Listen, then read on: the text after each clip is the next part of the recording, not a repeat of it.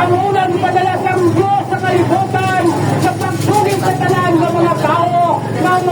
magpamati sila ng mensahe para makaangkon kamo sa kaluwasan. Kaya nguyag sa Diyos nga kita nga mga tao manghinulsol, mangayo patawad sa Diyos. Kaya ang tananta nga mga kalautan o mga kasalanan, kung kita magpaubos sa Diyos, panason sa Diyos ang atong mga sala, kay palangga kita sa Diyos. Mga utod ko sa Ginoo sa inyo tawing tanan,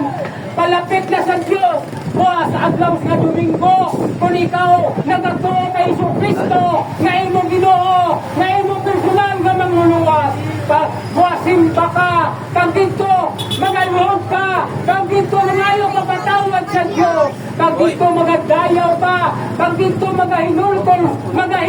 ka sa iya, para ang Diyos magapamati sa imo, kang nagatanaw, kang nagatulog sa imo, kung ikaw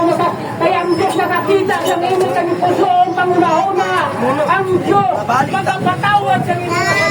kung ikaw